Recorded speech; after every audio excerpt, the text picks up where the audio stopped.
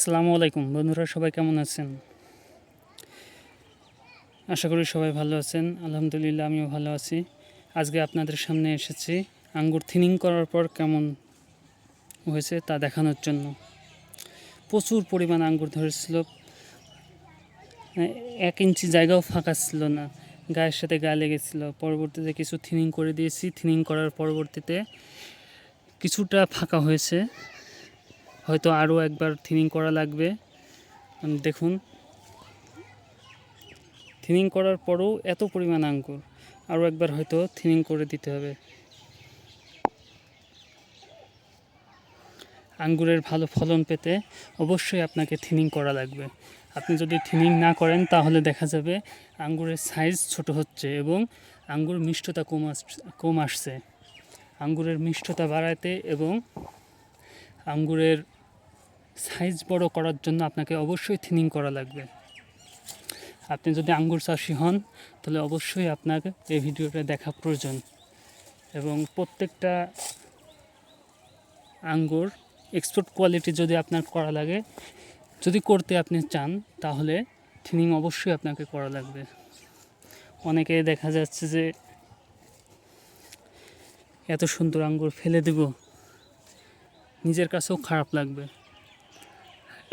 আসলে খারাপ লাগলেও কিছু করার নাই, কারণ আপনার যদি ভালো কোয়ালিটির দরকার হয়, ভালো কোয়ালিটি চান, তাহলে অবশ্যই আপনাকে থিনিং করা লাগবে। দেখুন, প্রত্যেকটি গাছে, প্রত্যেকটি আঙ্গুরের থোকায় আমি থিনিং করে দিয়েছি। এর একটাই কারণ, আঙ্গুরের সাইজটা ভালো হবে এবং আঙ্গুরের মিষ্টতা বাড়বে।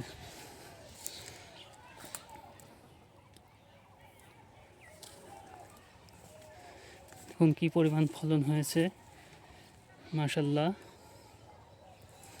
থিনিং করার পরও মনে হচ্ছে যে আঙ্গুরের কোনো কমতি নাই, এত পরিমাণ আঙ্গুর আসছে।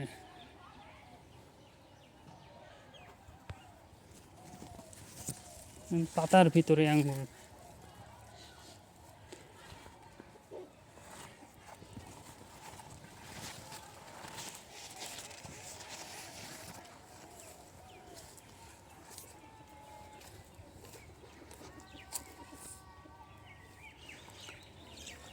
পাতার ভিতরে গাছের গোড়ায় আঙ্গুর ভর্তি।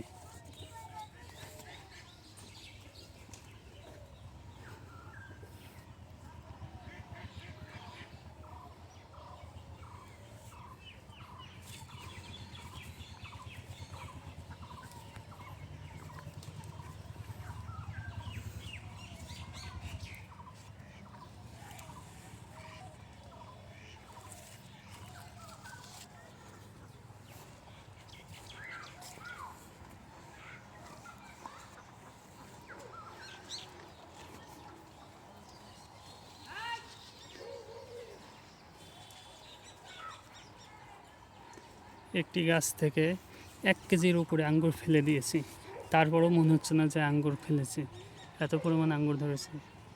দেখুন নিচে কি পরিমাণ আঙ্গুর পড়ে আছে।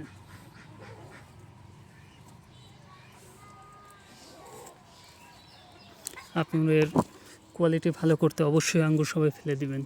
যাদের বাগান আছে আপনারা চেষ্টা করবেন আঙ্গুরের পরিমাণ কমায় দিতে।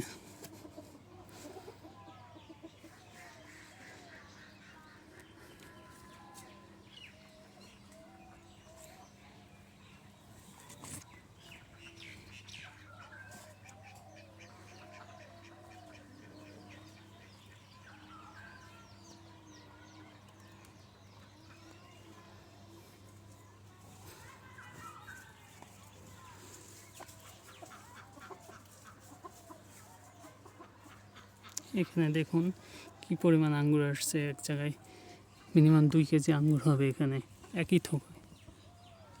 কত বড় থোকা দেখেন।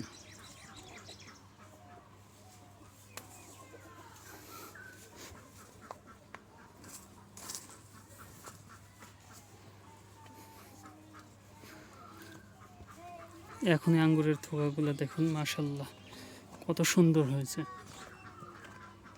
একটু ফাঁকা করে দেওয়ার কারণে আঙ্গুরগুলো দেখতেও এখন ভালো লাগছে। থোয়ার সাইজগুলো মাশাল্লাহ অনেক ভালো।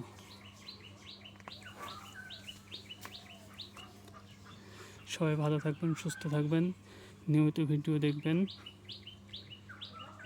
সকল আপডেট পাবেন।